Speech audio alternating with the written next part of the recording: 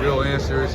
If you follow his career, he's exhibited nothing but, you know what I mean, that authenticity.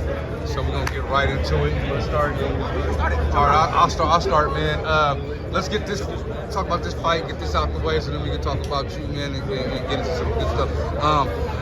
If you were preparing for both of these fighters, if you were gonna fight either Spence or Crawford, what would be your approach to it?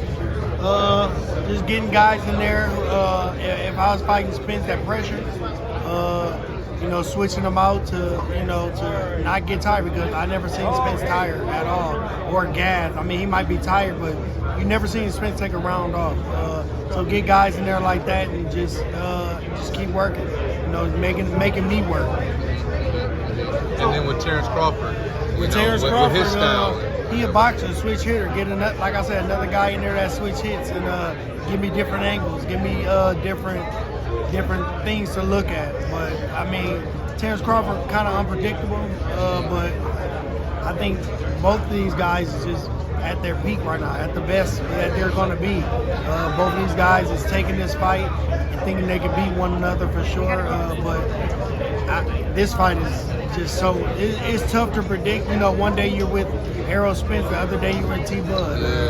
But like I say, man, it's gonna be one for the history book. It's gonna be a classic replay. I think this fight is gonna go down as one of the best fights in history, in boxing history. Have you seen something like this, even like in sparring, where we're just so competitive, they're so close that the sparring session was so competitive? Do you think that we can kind of see them very competitive? Man, not like how this gonna be. This is gonna be a fight that most people can't even predict. I think this fight, it's gonna have its ups and downs. They're gonna be in close, they're gonna box. I mean, it's gonna be. I think it'll be a hell of a fight. We talk about game planning a lot in boxing, right? How hard is it as a boxer to stick to a certain game plan inside the ring when you see your opponent switching up or switching for time? I mean, you got to. This is what you worked on. You worked on something in the gym, you stick to it. You don't deter from that plan. And I think these two guys have that. They stick to the game plan. Errol Spence uses his jab all the time. He never deterred from that jab. Terrence Crawford, if he switch to southpaw, he stays in southpaw the whole time. I think this fight with Terrence Crawford, I think you'll see a little bit more switching from right to left than he did in previous fights. Okay. And really try to confuse him. Give Errol him some different looks. Give him some different looks. With that jab, what I've seen out of Crawford's camp is he's shooting a jab to the shoulder that would be Errol's right shoulder. Is that something that you think can help kind of neutralize Errol's jab? Well, I'm not for sure. They got a game plan. They watch film on him. I haven't watched film on. I've seen a lot of Errol Spence fights, but just not studied them. Like just sit there and watch film on them. I'm sure they have, so they probably know what to do. They got a game plan that I think both of the guys going to stick to what they've been working on in the gym and go at that. When you're watching it versus when you're studying it, what are some of those differences? Because I mean, when you're watching it, you still are studying a little bit. Yeah, when you're watching it, especially as Terrence Crawford, and you're watching Errol Spence, he can go to the gym and work on what he need to work on that he just watched. When I watch him, I'm just watching him. That might leave my head, where I'll be like, oh yeah, this happened. Let me do this, but I'm not. It's just not like a study. With T-Bud, watching him, it's a study. I'm studying what he do. I'm studying his tendencies. I'm studying his do's and his don'ts. In the study, is there any kind of breakdowns? Like, okay, you broke it down into quarters. You say, okay, the first 4 rounds, this is a tendency that they like to do, and then so on and so forth. How do you break down? I mean, I don't watch film ever. Okay. I never did.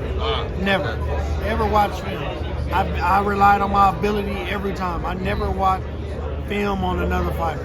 I mean, if I did, I watched a round, I was done. Because if I go in there as me, I can do what I need to do to come out victorious. So I just never watched it. It's not gonna help me. Him fighting another guy is not gonna.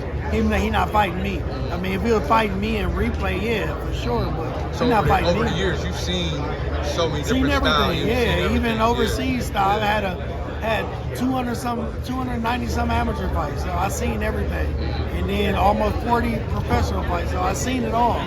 So it's just a matter of you getting in shape and working on what. And your coach might watch. My coach watched film, so he came in the gym all the time and told me what to do, so I wouldn't have to watch it. What would you say, like, is it a good idea to kind of like have a game plan centered around the things that you don't do so well, and that in turn helps you attack what they're trying to attack? I mean, it could be. I'm not, like I say, man, this is going to be a good fight, man. Yeah. This fight you're going to have to make adjustments in the fight, and that's both fighters. But I'm just ready to see it, man. Honestly, this is a fight I've been waiting on for a long time. You still doing a little bit of training for training other fighters? No. Okay. No. Yeah. I know how hard it was to train me. I ain't trained nobody else. Quick question. So you grew up with a boxing brother. Your brother. How competitive was your household growing up? Oh yeah. Everything, video game, anything we did was competitive. Monopoly, whatever. Everything is competitive. I mean, that's anything I do right now. Even with my sons, they competitive on doing what they need to do to win. So, are there any more Dirrells coming down the line? Not mine. In I don't know about his. But not mine. Yeah, Boxing won't get no more of my kids. Won't get my kids. So we're still in the game. You still got something in the works, or? Oh, we'll see. Yeah. We'll see. Yeah. Who's running, man? Who's not picking up the call, man?